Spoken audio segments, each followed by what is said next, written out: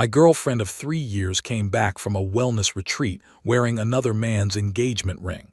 I changed the locks and moved her out the next day. Then her fiancé called me, using a throwaway because people know my main. I'm still trying to process what happened last night. My girlfriend Ashley and I have been together for almost 3 years.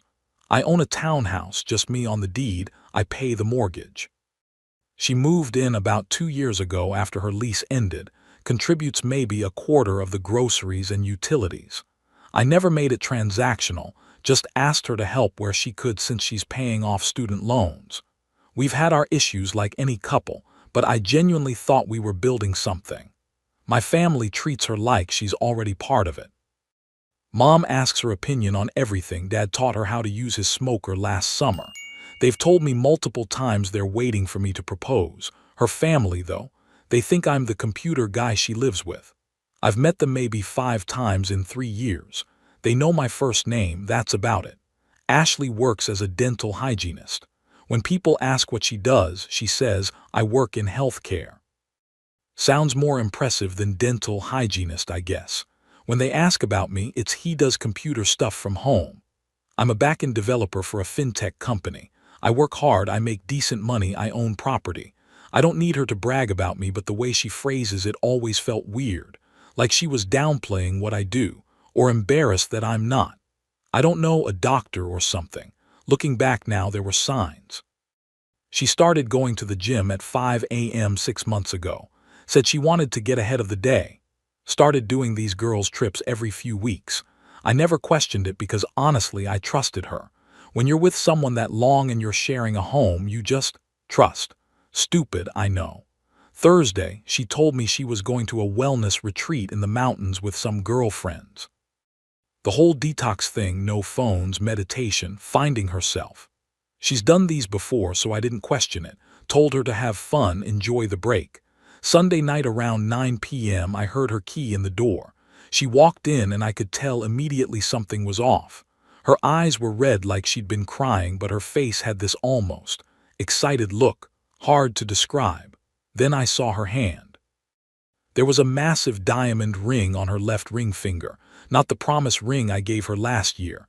This thing probably cost more than my car. I just stared at it for a second.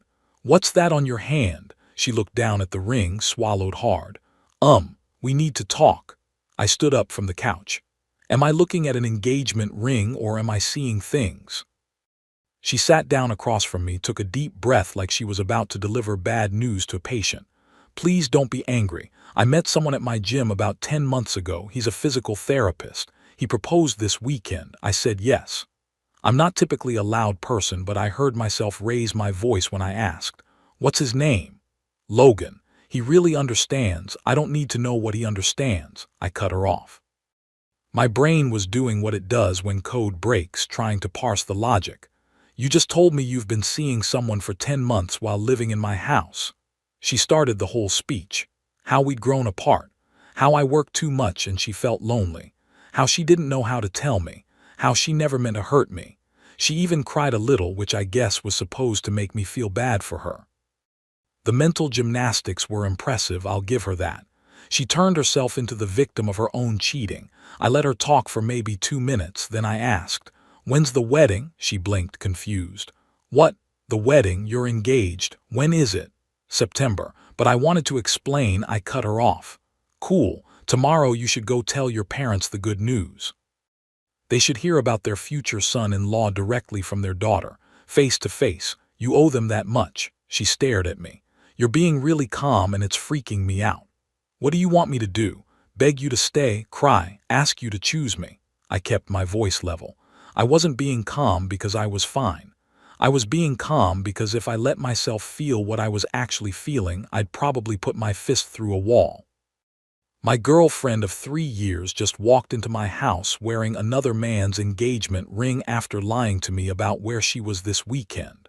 I'm not going to give you the satisfaction of an emotional reaction. I'm not talking about this anymore tonight. But tomorrow morning, you're driving to your parents' place to share your engagement announcement. I grabbed a blanket and went to the couch. She tried to say something else, but I put my headphones in. Didn't sleep much. just laid there in the dark running through everything. All those early morning gym sessions. The weekend girls' trips that always seemed to line up with my sprint deadlines at work.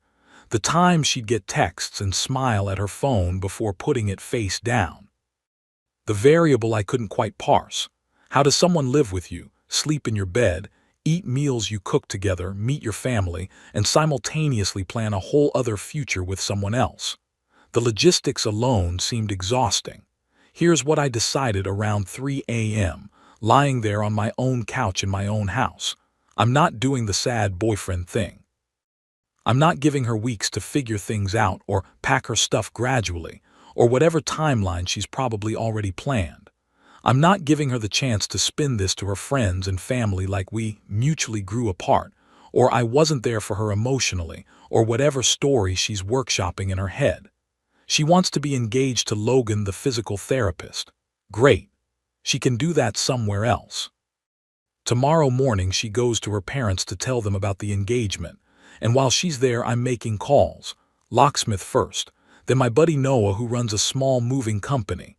By the time she gets back I want her stuff packed and the locks changed. I'm not negotiating. My house, my rule. Edit. Some people are asking if she actually went to her parents. Yes. She left this morning for their place to break the news. I've already made 3 calls. We'll update when there's more to tell. Update 1. First off, thanks for all the comments. Didn't expect this to blow up. Some of you called me cold. Some said I'm handling it perfectly. Honestly, I'm just trying to get through this without losing my mind.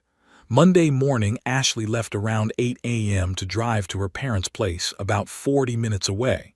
She was nervous, kept asking if we could talk more tonight. I told her we'd talked enough. The ring on her finger said everything. She stopped at the door, turned back. Her eyes got watery. You're really not even going to let me explain? You explained last night. You met someone. You said yes to his proposal. You've been lying to me for 10 months. What else is there? She opened her mouth, closed it, then grabbed her keys and left. The second her car pulled out, I started making calls. First call, Noah, my buddy who runs a small moving company. We went to college together. He's helped me move twice. I explained the situation. Girlfriend came home engaged to someone else, need her stuff out today. His response, holy shit, man. Yeah, I can have a truck there by noon. This is gonna cost you beer, and the full story later. Second call, locksmith. Explained I needed all locks changed same day. It's an emergency. They had a slot at 4 p.m. Third call, Ashley's older brother, Martin. He's the only one in her family I actually like. He's been cool to me, even told me once, if you two ever break up, give me a heads up so I don't get stuck in the middle. So I gave him the heads up. Me, Martin, it's Andy. Ashley came home last night engaged to a guy named Logan. I'm ending it and moving her stuff out today. Wanted you to hear it from me first. Long silence. Then, she did what? I gave him the brief version. He was pissed. Said he had no idea, thought we were solid, couldn't believe she'd do this. I told him I was renting a storage unit and I'd give him the code since I trusted him to handle things with her family. He agreed immediately. By 11 a.m., I'd gone through the whole house with my phone, taking pictures of every room before I touched anything. Call it developer paranoia, but I wanted documentation. Then I started sorting. Everything of Ashley's went into one area. Her clothes, makeup, toiletries, the bike she never used, her desk, some decorative stuff she'd bought. I didn't touch anything I wasn't 100% sure about. Didn't want her claiming I stole or damaged things. Noah and his guy showed up at noon with the truck. Took them about 90 minutes to load everything. Professional, careful, no damage. I'd already rented a storage unit near Martin's place, paid for 1 month up front. While they were loading, I found myself just standing in the bedroom doorway. The room looked bigger without her stuff, emptier. I felt this weird mix of relief and, I don't know, not sadness exactly, more like closing a file you forgot to save. All that time just gone. By 2:30 p.m. the movers were done. I drove to the storage facility, met them there, helped unload. Took photos of everything in the unit, sent Martin the address and gate code. Texted him, everything's here. 1 month paid, after that it's between you and her. His response, you're a better man than she deserves, I'm sorry. 4 p.m., locksmith arrived.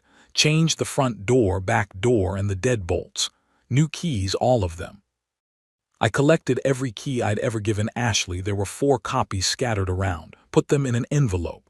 By 6 p.m., I was sitting in my house eating leftover pizza, looking at rooms that suddenly had empty spots where her things used to be. The bathroom counter was bare. The closet had space. It felt surreal. Around 9 p.m., I heard a car door slam outside, then aggressive knocking. Ashley's voice. "Andy, open the door." "Why is my key not working?" I walked to the door but didn't open it, spoke through it. "Your stuff is at the storage unit near Martin's place. He has the code. It's your birthday. You can't just lock me out. I live here. Your name's not on the deed. You don't pay the mortgage. There's no lease. You just got engaged to someone else, so I don't think you have any business living here anymore." Then I heard another voice. Older male. Her dad. "Son, open this door. We need to have an adult conversation about this." I almost laughed. Adult conversation. "With respect, sir, your daughter just told you she's engaged to a man named Logan. That's who you should be having conversations with. About, I don't know, the upcoming wedding maybe, but this ends here." More muffled arguing outside. I heard Ashley crying. Her mom's voice joined in. I sat on the couch and put my headphones on, turned on music. They knocked for another 10 minutes, then left. I thought that was it, packed it up, moving on. Started thinking about painting the bedroom, maybe getting a roommate to help with the mortgage. Then at 11 p.m. my phone rang. Unknown number. "Hello. Is this Andy?" "This is Logan, Ashley's." He hesitated, then forced the word out. "Fiancé, I think we should talk." I sat up straight. "Yeah, we probably should. We're meeting for coffee tomorrow morning." He sounded tired, confused. Said he knew Ashley and I were living together, but apparently Ashley told him I was her gay cousin who she let stay in her house because I was going through stuff. Gay cousin. She even made it sound like she was doing me a favor by letting me live in my own house. This woman really has no shame. I'll update after we talk. I'm going to get to the bottom of this. Edit. No, I'm not worried about Logan trying to start something. He sounded genuine on the phone, not aggressive. If he wanted to fight, he wouldn't call first and suggest coffee. To clarify on the legal stuff, I checked with a paralegal I know. Since Ashley's not on the lease, paid minimal bills, and we weren't married, I'm clear. Technically, I could have just changed the locks without moving her stuff, but I didn't want to be that guy. Everything she owns is safe in storage. Update 2. Met Logan this morning. A coffee shop halfway between our places, neutral territory. I got there first, ordered an espresso, sat in the back corner. He walked in at 9 a.m. exactly. Tall guy, fit, looked like he hadn't slept in days. His shirt was wrinkled. When he sat down, he just put his head in his hands for a second. "I really thought you were just her gay cousin," he said finally. "She showed me pictures of this house, said it was hers, that she let you stay there after a bad breakup, said you were family, and I believed her." I couldn't help it, I laughed. I didn't know a boyfriend of 3 years who funded her entire lifestyle was called the gay cousin now. In my own house that I've owned for 4 years. Logan flinched at that. He looked like someone just punched him in the face. We both pulled out our phones. What followed was probably the most surreal conversation of my life. We started comparing timelines like we were debugging code together. My late work nights were his date nights. Ashley's girls' weekend trips were actually weekends at his place. The wellness retreat was a weekend at a resort 2 hours north. He'd booked it specifically to propose. She told me she worked crazy hours as a nurse, Logan said. I didn't question why we could never meet for lunch. She said HIPAA and patient privacy made her careful about her schedule. She's a dental hygienist. I know that now. He pulled up his phone, swiped through some photos. Look at these. He showed me pictures Ashley had sent him. Professional-looking shots advertising her new business venture, a combination photography and teeth whitening studio she was supposedly starting. There were photos of a bright room with white walls, plants, a ring light setup. It was my living room, my balcony, my freaking plants. She asked me to invest $15,000 in equipment, Logan said. Said she'd already leased the space. These photos were proof she was serious. I transferred the money 2 months ago. I felt my jaw tight. She used my house to scam you. Yeah. He put his phone down. Her parents called me last night, said they were standing in front of a storage unit full of Ashley's stuff and had just learned she'd been living with some random guy for 3 years. That's when I started putting pieces together. We sat there for a minute. 2 guys who'd been played by the same woman in completely different ways. The engagement's off, Logan said. I got the ring back last night, told her we were done. She tried the whole "I was confused, I love you both" thing. Like that somehow makes things better. I told her to get out of my car. Sorry, man. Don't be. You're the one who stopped me from marrying her. He stood up, offered his hand. I know this is weird, but thanks for posting about this. If you hadn't, I'd probably still be planning a wedding right now. We shook hands. He left. I sat there with my coffee wondering how many other things Ashley had lied about. The answer came Thursday. Ashley's parents called my phone 16 times Wednesday. I didn't answer. They left voicemail saying I was emotionally abusive, that I'd manipulated their daughter, that I needed to let her back in the house to get her valuables. Thursday afternoon, there was a knock. I opened the door to find Ashley and a police officer. Sir, I'm here for a civil standby, the officer said.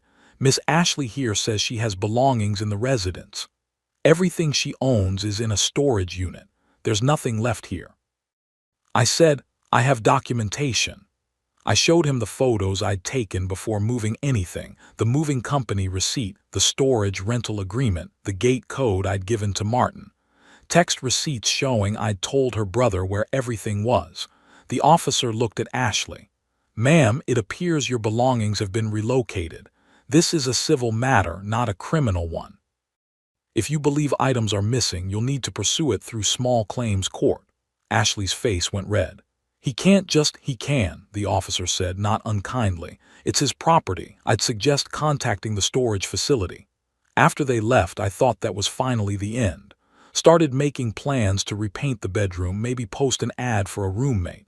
Then Friday night, I got a DM here on Reddit. A guy named Chris. He'd seen my original post. Sent me a screenshot of Ashley's Instagram from 4 months ago. Same ring Logan had proposed with. Same caption about being engaged. But this time to her long-distance love with a bunch of heart emojis. Chris lived in another state. Met Ashley on a dating app a year ago. She told him she was a traveling healthcare consultant, which explained why they only saw each other once a month when she had conferences. He'd proposed via video call 6 weeks before Logan proposed in person. She'd used the same ring for photos with both of them. I stared at the screenshot for a long time. Then I called Logan. There's a third guy, I told him. Jesus Christ. We've been in touch with Chris. He's devastated but grateful to know the truth. The 3 of us have this group chat now, which is possibly the strangest outcome of any relationship I've ever had. Ashley moved to a different state last week, according to Martin. Apparently the fallout with her family was bad. Her friend group imploded when they found out they'd been covering for her, thinking she was planning a surprise for me, and her work got weird after she kept taking personal calls during patient appointments. I'm done updating about this unless something major happens. I've said my piece. Got my house back. Life moves on. Edit: for people asking about the $15K Logan gave her, he's pursuing it through small claims. I gave him everything I had documenting the timeline. Don't know if he'll get it back, but at least he has a case.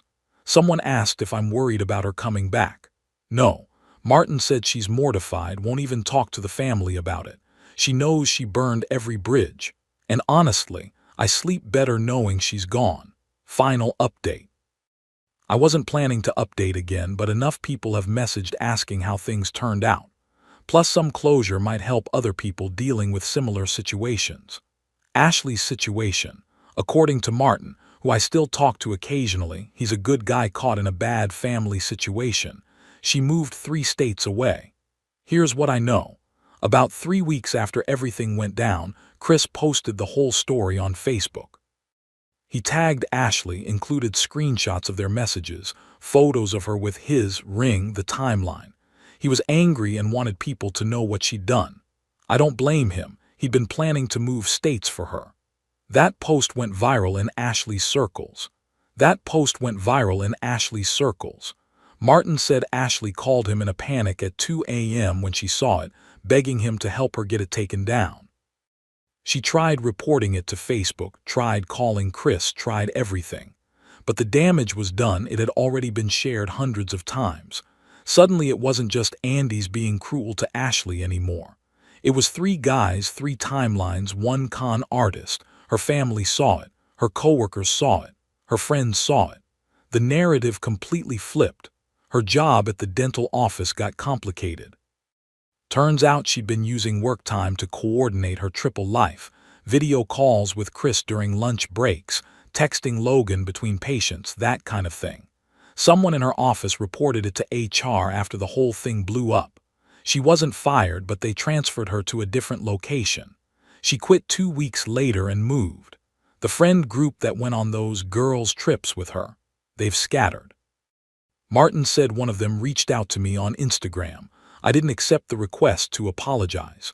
Apparently they thought Ashley was planning some elaborate surprise proposal for me and were helping her by providing alibis. When the truth came out, they felt used. The group chat dissolved. Ashley's parents took a while, but her dad sent me a letter last month. Actual handwritten letter in the mail. Apologized for calling me abusive, said they were wrong to jump to conclusions, that they didn't raise her to be this person and they're ashamed of how they handled it. Said I deserved someone who'd be proud to call me their partner from day one, not introduce me as the computer guy. It was surprisingly genuine. I haven't responded yet. Maybe I will, maybe not. It's not about punishing them, I just don't know what there is to say. Logan ended up getting about $9K of his money back through small claims court. Ashley fought it at first but eventually settled because fighting it meant more details about the scam going public. He said that was good enough for him. We got beers a couple weeks ago. He's dating someone new, taking it slow. Good for him. Chris moved on too. He sent a message through our weird 3-victim group chat saying he met someone local and he's grateful this all came out when it did. Then he left the chat. I don't blame him, it's a strange thing to stay connected over. As for me, I repainted the bedroom. Dark blue walls instead of the beige Ashley had insisted on. Bought new furniture. The place feels like mine again. I posted an ad for a roommate and ended up renting the spare room to a nurse who works night shifts. He's barely home, pays his portion on time, and we have a clear written agreement about everything. It's working out well. Been on a couple dates. Nothing serious yet. I'm not in a rush. Taking time to figure out what I actually want in a partner versus what I was willing to settle for because it was comfortable. Here's what I've learned. Ashley didn't play 3 men for a year because we weren't good enough. She did it because something in her needs that level of validation and deception to feel alive. That's not about us, it's about her. Logan figured this out faster than I did. Chris is getting there. I'm working on it.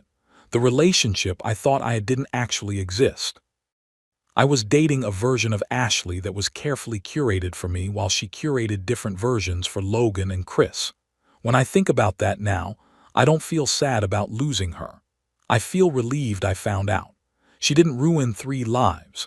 She gave 3 guys a chance to start over with accurate information about what they actually want. Logan's dating someone who respects his time. Chris found someone local who doesn't need to hide behind a screen. I'm rebuilding in my own house, on my own terms, with actual support from a professional instead of pretending everything's fine. Life goes on. Thanks for following along, Reddit. I'm out. My girlfriend insists her ex-boyfriend is just her best friend, but something feels off. I'm Ryan and I've been with Anna for about a year now. Things have been great between us, or so I thought. We moved in together about 3 months ago after she said her lease was up and she was ready to take the next step with me. That's when I started noticing some patterns that are making me uncomfortable.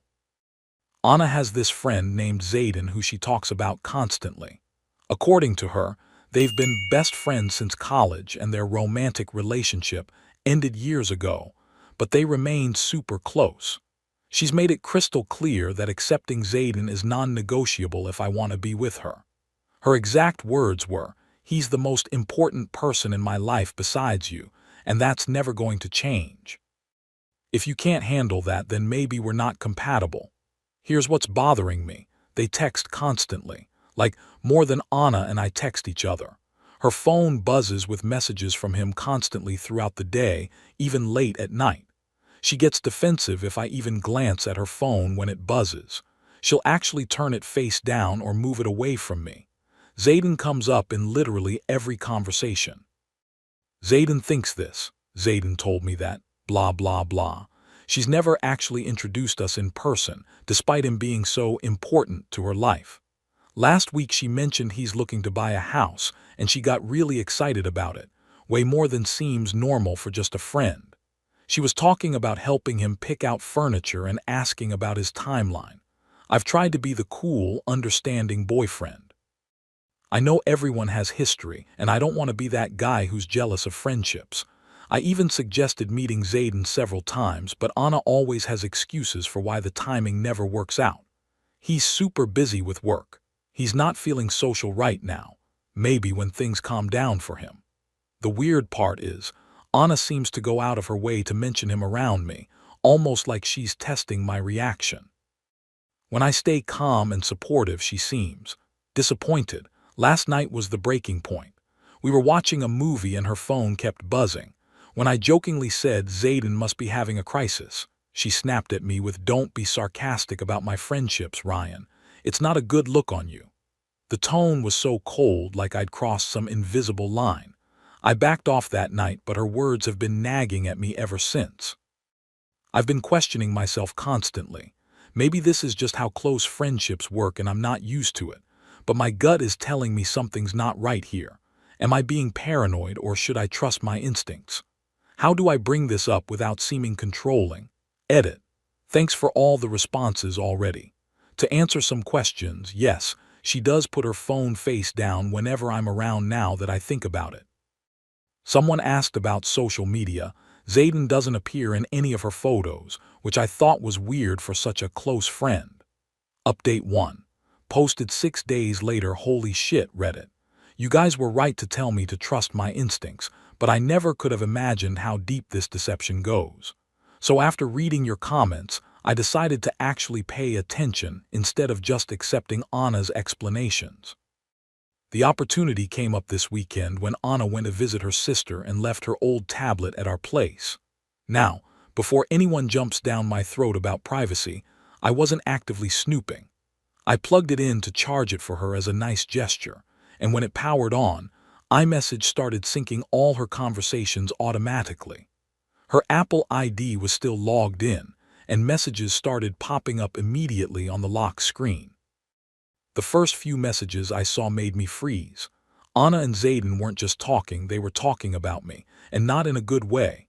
Here's what I found Friday night while Anna was at her sister's. Zayden, how much longer do you have to keep pretending with Ryan? This is getting exhausting.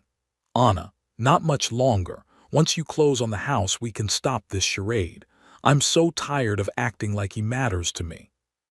Zayden, I still can't believe he bought the best friend story. Anna, I know, right? So incredibly naive. Actually kind of pathetic how much he tries to be supportive of our friendship. Zayden, at least he's paying half your rent while you wait for me to get the house ready. Silver lining. Anna, true. And he does all the cooking and cleaning. It's actually convenient. I sat there reading message after message, going back weeks. They've been together this entire time. I'm not her boyfriend. I'm her freaking roommate who pays half the rent and does her chores while she waits for her actual boyfriend to buy a house so she can move in with him. The conversations go back months. They've been laughing about how easy I am to manipulate. Anna has been reporting back to Zayden about our conversations, our sex life, everything. They find it hilarious that I actually believed her story about being best friends. But here's the thing that really got me. They're not just betraying me. Zayden has a girlfriend named Jessica who has no idea about any of this either. Anna and Zayden have been careful to hide their relationship from everyone, not just me. From their messages, Anna, how's Jessica handling you being so busy with house hunting? Zayden, she's getting suspicious about why she can't see the place before I close. I told her the current owners are weird about showings. Anna, at least she doesn't live with you. Ryan sees me every day and still doesn't suspect anything. Zayden, that's because you're a better liar than I am. Jessica keeps asking why I'm so secretive about my phone lately. Anna, just tell her you're stressed about the mortgage. Girls eat that emotional vulnerability stuff up. I screenshotted everything. Every conversation, every photo they sent each other, every detail of their plan. The house Zayden is buying. Anna has been helping him pick it out for months. She's already planning how to decorate their bedroom. Here's their actual timeline that I pieced together. They never really broke up from college, just went long distance when Anna moved here for work. Zayden has been planning to move here for over a year, saving up for a house down payment. Anna started dating me as a placeholder while waiting for Zayden, specifically because she needed help with rent after her previous roommate moved out. The plan was always for Anna to break up with me naturally after Zayden bought his house, making it seem like she wanted to focus on her career or some bullshit. They had planned this whole deception just to save money and have convenient sex while waiting for their real life to start. I feel like such an idiot for not seeing it sooner, but I also feel calm, like weirdly focused. Maybe it's because I have proof now instead of just suspicions. I know exactly what I'm dealing with. I haven't said anything to Anna yet. She comes back tomorrow night and has no idea I know. Part of me wants to see how long she'll keep up the act now that I know the truth.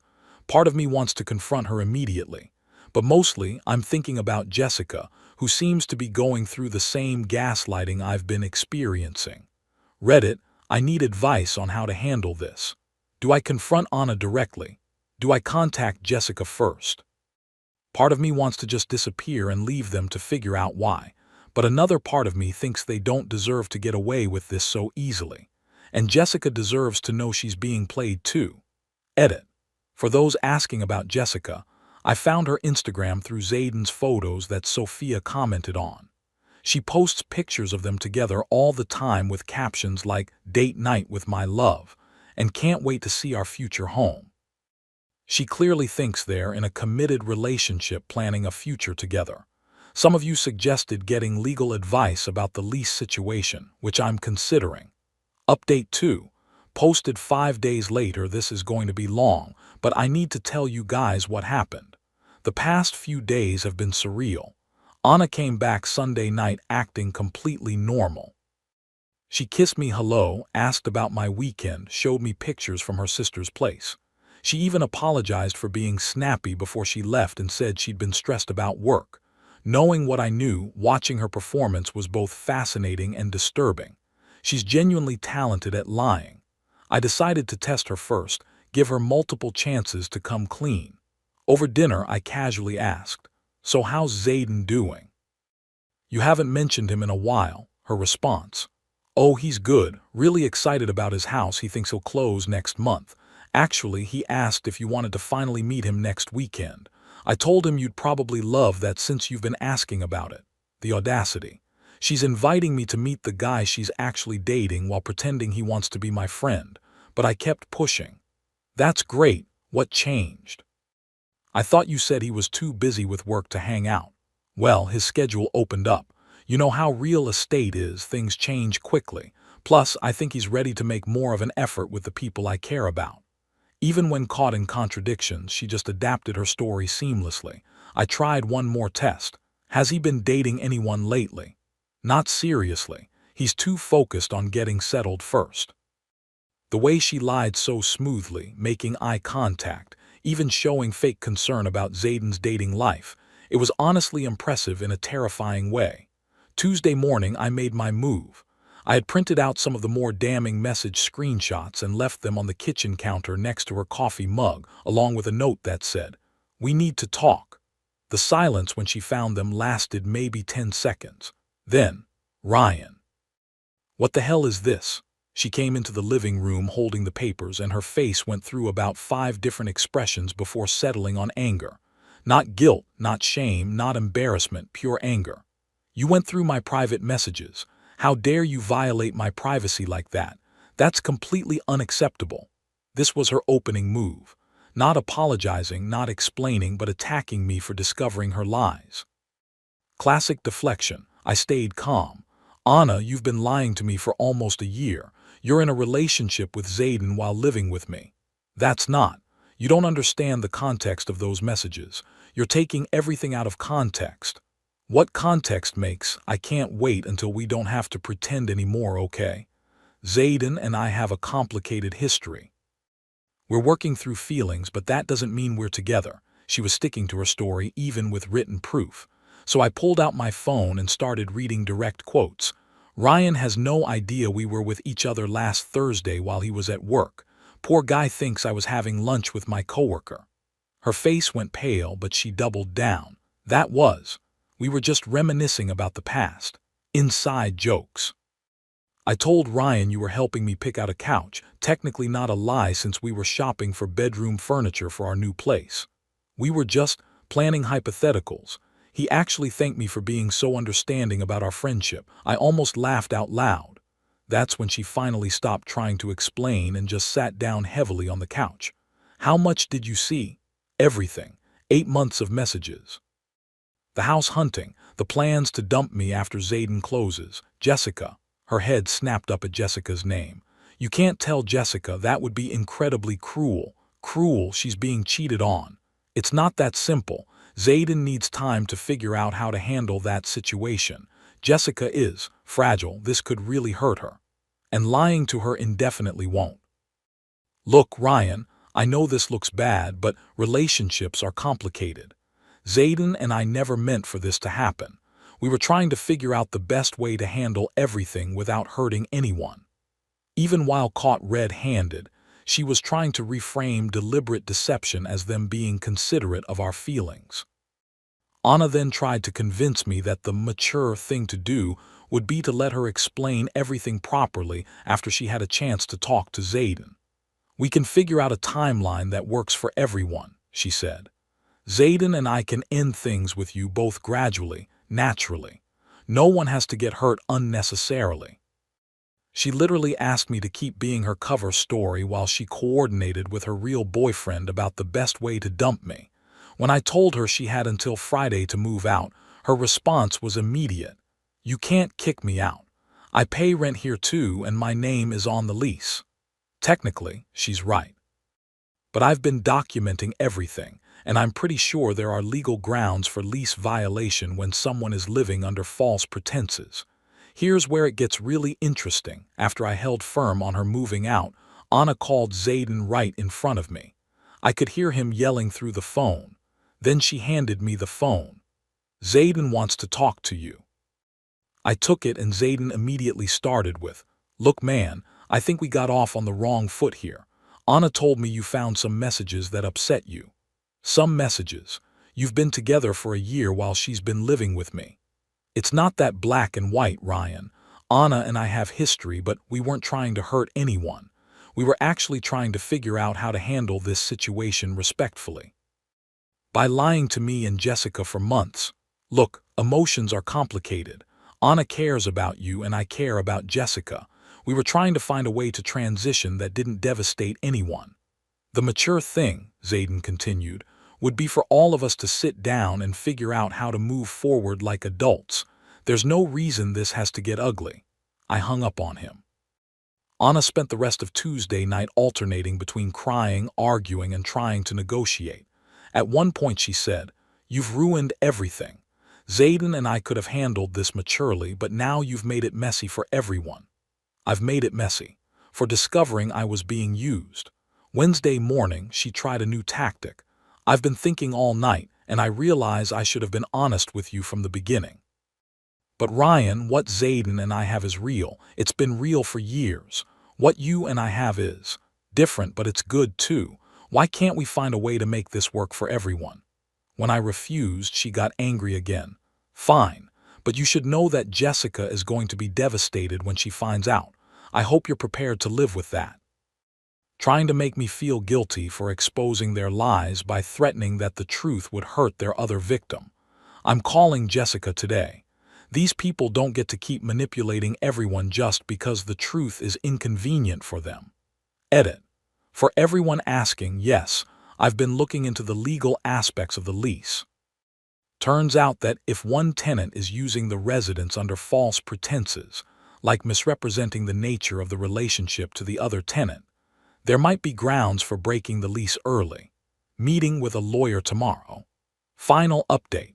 Posted 4 days later. It's been a week since I confronted Anna, and I want to give you guys closure on this situation because you've been incredibly supportive throughout this nightmare. The resolution is better than I could have hoped for. Wednesday morning, I sent Jessica a DM on Instagram. Hi Jessica, my name is Ryan. I don't know if Zayden has mentioned me, but I have some information about him that you need to know.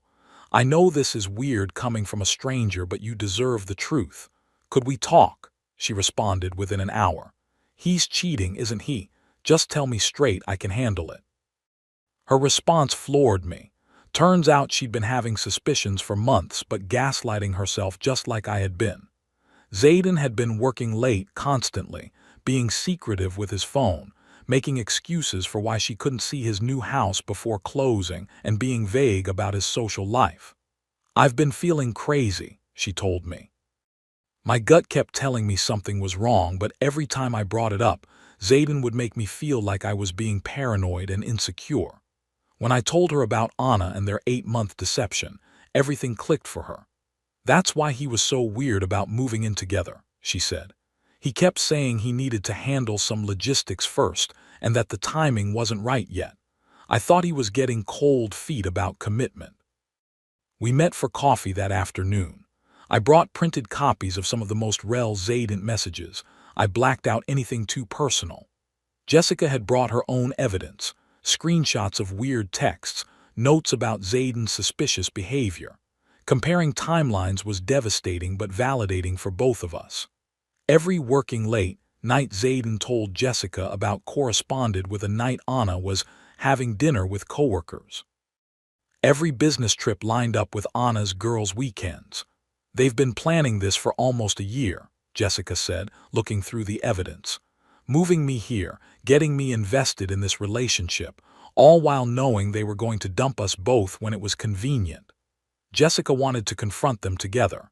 Wednesday evening, we showed up at my apartment where Anna was packing her things. When Anna opened the door and saw Jessica with me, her face went completely white. Hi Anna, Jessica said calmly. I'm Jessica, Zayden's girlfriend. I think we need to talk. Anna just stood there frozen for a moment, then tried to shut the door. I put my foot in the way, just for dramatic effect. We're not going anywhere until we sort this out, I said. Jessica called Zayden and put him on speaker.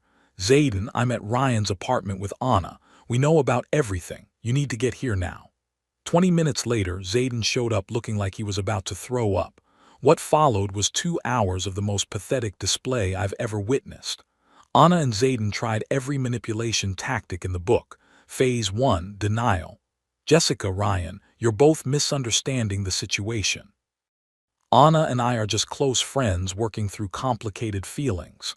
Phase 2, minimization. Okay, maybe we've been closer than we should have been, but it's not like either of you are being hurt by it. You've both been happy, haven't you? Phase 3, victim playing. We never meant for anyone to get hurt. We've been trying to figure out how to handle this situation without devastating anyone. Phase 4, blame shifting. If you two hadn't invaded our privacy, we could have handled this maturely. Phase 5, bargaining. Maybe we can find a solution that works for everyone. Relationships don't have to be traditional. The absolute kicker was when Zayden said, Look, I care about both of you women. Maybe the 4 of us can work something out that makes everyone happy. We're all adults here. I think he was actually suggesting some kind of polyamorous situation where Jessica and I would knowingly share them. The delusion was incredible. Jessica had been quiet during their explanations. Then she said, Zayden, stop trying to spin this around. Every message you've sent me, they're all in phone. That finally shut Zayden up. Anna actually started crying at that point, but not from guilt, from frustration that they were caught. Jessica dumped Zayden on the spot. You've been lying to my face for 8 months. You moved me to this city for a fake relationship while maintaining your real one in secret. You've stolen 8 months of my life and made me question my sanity. I want nothing to do with you anymore. Anna tried to convince Jessica that Zayden really did have feelings for her and they just had complicated emotions to work through. Zayden kept trying to talk to both Jessica and me. This doesn't have to end everything. We can work through this like mature adults, I told him. The mature thing would have been not lying to us for 8 months. I gave Anna an ultimatum, 48 hours to be completely moved out, or I'd pursue legal action for lease fraud. My lawyer had confirmed that the evidence I gathered would make a strong case that she violated our rental agreement by misrepresenting the nature of our living situation. Anna moved in with a friend and has been sending me texts alternating between apologies and anger. Zayden lost Jessica, and apparently his house deal fell through because he can't qualify for the mortgage without her income. She was going to be a co-borrower. He's been calling Anna nonstop, and from what I can gather from her frustrated phone calls, they're fighting about money now. Turns out their great love story hits some bumps when there are actual consequences. Jessica is doing surprisingly well. Discovering the truth was devastating but liberating, she told me. I'd been questioning my sanity for months, wondering why I felt so anxious and suspicious all the time.